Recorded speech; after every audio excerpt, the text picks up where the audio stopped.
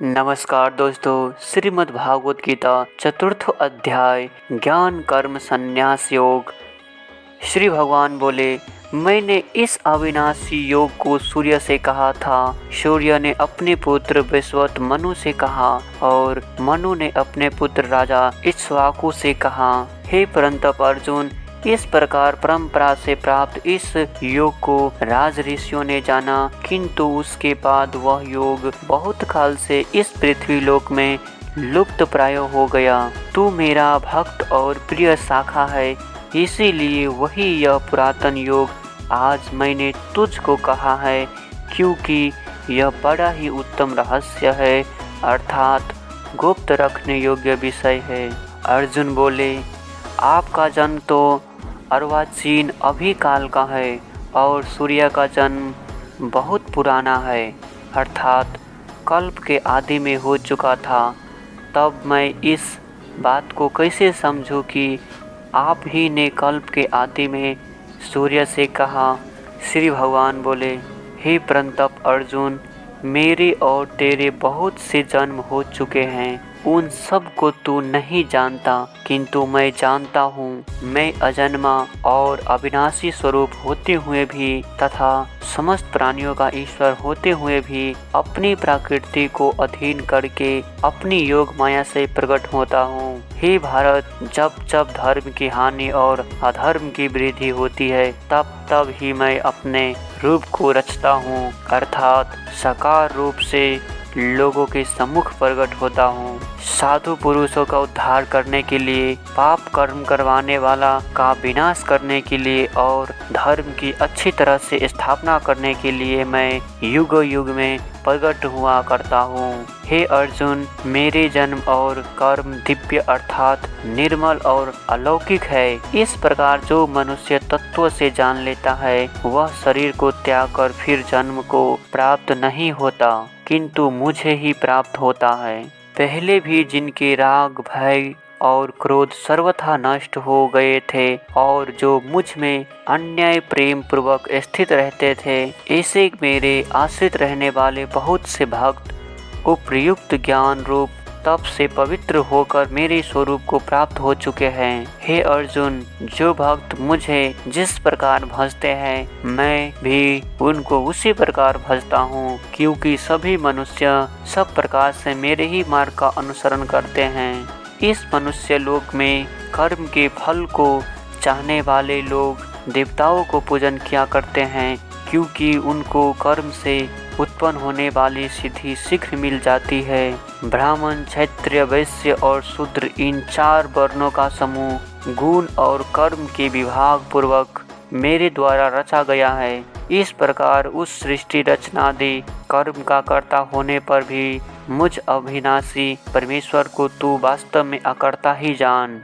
कर्म के फल में मेरी स्प्रिया नहीं है, इसीलिए मुझे कर्म लिप्त नहीं करते। इस प्रकार जो मुझे तत्व से जान लेता है, वह भी कर्म से नहीं बंधता। पूर्व काल में मुमुक्षुओं ने भी इस प्रकार जानकर ही कर्म किए हैं, इसीलिए तू भी पूर्वजों द्वारा सदा से किए जाने वाले कर्म को ही कर। कर्म क्या है और अकर्म क्या है, इस प्रकार इसका निर्णय करने में बुद्धिमान पुरुष भी मोहित हो जाते हैं। इसीलिए वह कर्म तत्व मैं तुझे भली भांति समझाकर कहूँगा, जिससे जानकर तू अभू भय से अर्थात कर्म बंधन से मुक्त हो जाएगा। कर्म का स्वरूप भी जानना चाहिए और अकर्म का भी स्वरूप जानना चाहिए तथा विकर्म का स्वरूप भी जानना चाहिए, क्योंकि कर्म की गति गहन है।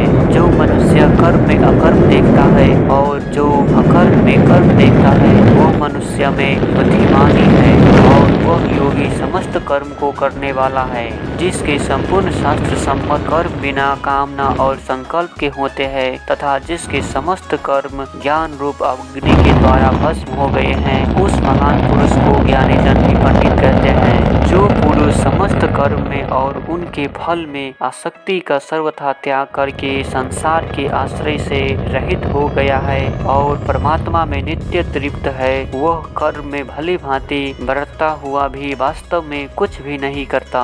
जिस जिसका अंतकरण और इंद्रियों के सहित शरीर जीता हुआ है और जिसने समस्त भोगों की सामग्री का परित्याग कर दिया है, ऐसा आशा रहित पुरुष केवल शरीर संबंधी कर्म करता हुआ भी पाप को प्राप्त नहीं होता। जो बिना इच्छा के अपने आप प्राप्त हुए पदार्थ में सदा संतुष्ट रहता है, जिसमें ईर्ष्या का सर्वथा अभाव हो गया है, जो हर्ष शोक आदि द्वंद से सर्वथा अतीत हो गया है, ऐसा सिद्धि और असिद्धि में सम रहने वाला कर्मयोगी कर्म करता हुआ भी उनसे नहीं बचता।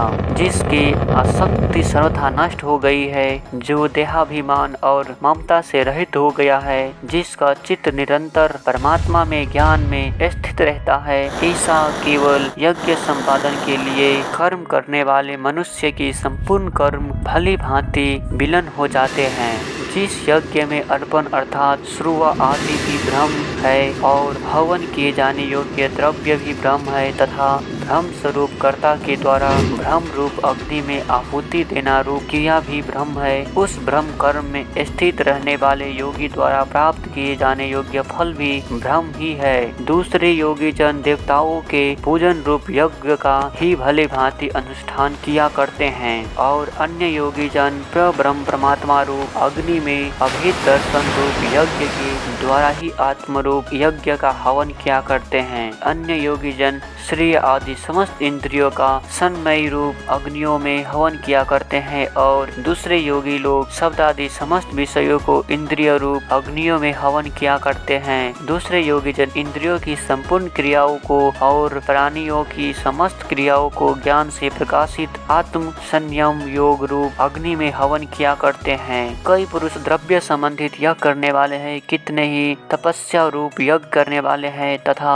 दूसरे कितने ही योगी रूप यज्ञ करने वाले हैं। कितने ही हिंसादि तीक्ष्ण व्रतों से युक्त यत्नशील पुरुष स्वाध्यात्म रूप यज्ञ करने ज्ञान यज्ञ करने वाले हैं। दूसरे कितने ही योगी जन अपान वायु में प्राण वायु को हवन करते हैं, वैसे ही अन्य योगी जन प्राण वायु में अपमान वायु को हवन करते हैं तथा अन्य कितने ही नियमित आहार करने वाले प्राणायाम प्राणाय रूप पुरुष प्राण और अपान की गति को रोककर प्राणों को प्राणों में ही हवन किया करते हैं। ये सभी साधक यज्ञ द्वारा पापों का नाश कर देने वाले और यज्ञ को जानने वाले हैं। हे कुरुश्रेष्ठ अर्जुन, यज्ञ से बचे हुए अमृत का अनुभव करने वाले योगी जन सनातन ब्रह्म परमात्मा को प्राप्त होते हैं और यज्ञ न करने वाले पुरुष के लिए तो यह मनुष्य लोक भी सुखदायक नहीं है, फिर परलोक कैसे सुखदायक हो सकता है। इसी प्रकार और भी बहुत तरह के यज्ञ वेद की वाणी में विस्तार से कहे गए हैं। उन सब को तू मन इंद्रिय और शरीर की क्रिया द्वारा संपन्न होने वाले जान। इस प्रकार तत्व से जानकर उनके अनुष्ठान द्वारा तू कर्म बंधन से सर्वथा मुक्त हो जा। हे परंतप अर्जुन, द्रव्यमान यज्ञ की अपेक्षा ज्ञान यज्ञ अत्यंत श्रेष्ठ है तथा यावन्य मंत्र संपूर्ण कर्म ज्ञान में समाप्त हो जाते हैं। उस ज्ञान को तू तत्वदर्शी ज्ञानियों के पास जाकर समझ, उनको भली भांति दंडवत प्रणाम कर, उनकी सेवा करने से और कपट छोड़कर सरलता पूर्वक प्रश्न करने से वे परमात्मा तत्व को भली भांति जानने वाले ज्ञानी महात्मा तुझे उस तत्व ज्ञान का उपदेश करेंगे, जिसको जानकर फिर तू इस प्रकार मोह को नहीं प्राप्त होगा। तथा हे अर्जुन, जिस ज्ञान के द्वारा तू संपूर्ण भूतों को निशेष भाव से पहले अपने में और पीछे मुझ सच्चिदानंद घन परमात्मा में देखेगा, यदि तू अन्य सब पापियों से भी अधिक पाप करने वाला है तो भी तू ज्ञान रूप नौका द्वारा निस्संदेह संपूर्ण पाप समुद्र से भली भांति तर जाएगा। क्योंकि हे अर्जुन, जैसे प्रज्वलित अग्नि ईंधनों का भस्ममय कर देता है, वैसे ही ज्ञान रूप अग्नि संपूर्ण कर्मों को भस्ममय कर देता है। इस संसार में ज्ञान के समान पवित्र करने वाला निसंदेह कुछ भी नहीं है। उस ज्ञान को कितने ही काल से कर्मयोग के द्वारा शुद्धांतःकरण हुआ मनुष्य अपने आप ही आत्मा में पा लेता है। जितेंद्रिय साधन प्राणाय और श्रद्धावान मनुष्य ज्ञान को प्राप्त होता है तथा ज्ञान को प्राप्त होकर वह बिना विलंब के तत्काल ही भगवत प्राप्ति स्वरूप परम शांति को प्राप्त हो जाता है। विवेकहीन और श्रद्धा रहित संशय युक्त मनुष्य परमार्थ से अवश्य भ्रष्ट हो जाता है। ऐसे संशय युक्त मनुष्य के लिए ना यह लोक है, ना परलोक है और ना सुख ही है। हे धनंजय, जिसने कर्मयोग की विधि से समस्त कर्म का परमात्मा में अर्पण कर दिया है और जिसने विवेक द्वारा समस्त संशय का नाश कर दिया है, ऐसे बस में किए हुए अंत करने वाला पुरुष को कर्म नहीं बांधते। इसीलिए हे भरतवंशी अर्जुन, तू हृदय में स्थित इस अज्ञान जनित अपने संशय का विवेक ज्ञान रूप तलवार द्वारा छेदन करके समस्त रूप कर्म योग में स्थित हो जा और युद्ध के लिए खड़ा हो जा।